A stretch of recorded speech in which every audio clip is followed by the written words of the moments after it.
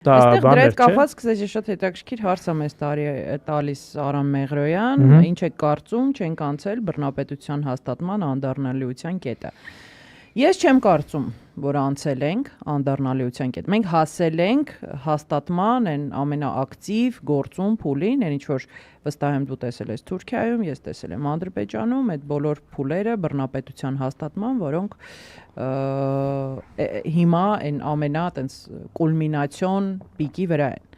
Ու մենք գիտենք ինչա լինում սովորաբար դրանից հետո դա էլ ենք տեսել, հա, այդ երկու երկրներում։ Բայց արդյոք անդառնալիության կետը անցել ենք, կարծում եմ ոչ։ Ինչու ոչ, որովհետև մեծ հաշվով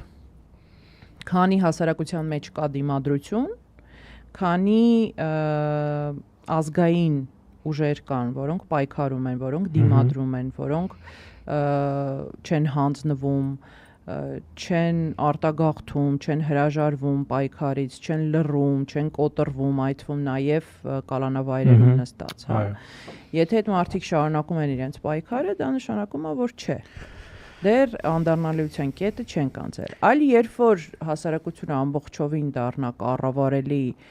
ամորֆ, ապաքաղաքական եւ իշխանությունը չունենա որևէ ալտերնատիվա, այդ դեպքում կարող ենք խոսել։ Գիտես, ընդհանրապես տեսությունն էլ է այդ ասում, որ մի կողմից իշխանությունը դա բան չի, տենց գրպանում դրված որևէ բան չի, հա։ Իշխանությունը ինքը անդադար պիտի կիրառես, բանեցնես, որպեսզի իշխանություն լինի այդ երևույթը, հա։ Ինչ ես կարող դնել գրպանում ու գնալ ասել, իշխանություն ինձ մոտ է, այդպես չէ։ Եվ ճիշտ նույնը կա հակառակ կողմից։ Դիմադրությունն էլ ինքը մի տեղում չի, մի բանի մեջ չի, փողոցային շարժման մեջ չի կամ միայն չի հրապարակի ցույցի մեջ չի կամ միայն ստատուս գրելու մեջ չի։ Դիմադրությունը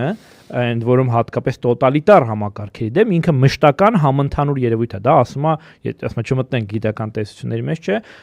Ֆուկո եւ այլն, բայց դա ասում է գիտական տեսությունը եւ ապացուցված տեսությունի մեջ, այսինքն մենք տեսնում ենք, որ որտեղ կա դիմադրության տարբեր կազմակերպված օջախների, այսպես մեծ համախումբ, այդ դեպքում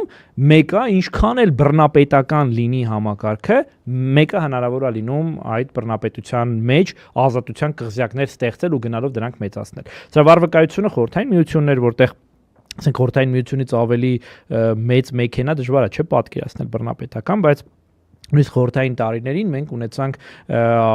ամենատարբեր դրսևորումներ բանի այլախոհության, ամենատարբեր դրսևորումներ, որոնք կապված էին ազգային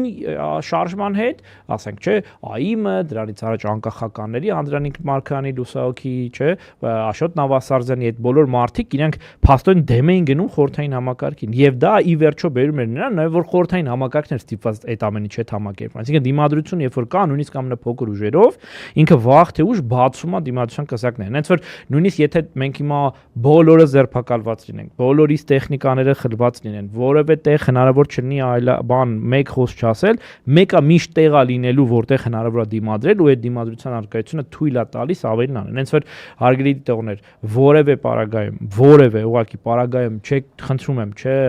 հուսալքվեք, որևէ պարագայում չմտածեք, որ չգիտեմ, չի ստացվելու, դուք ինքներդ հավատացեք, այն հայտնի երգ կա, չէ, որ ասում է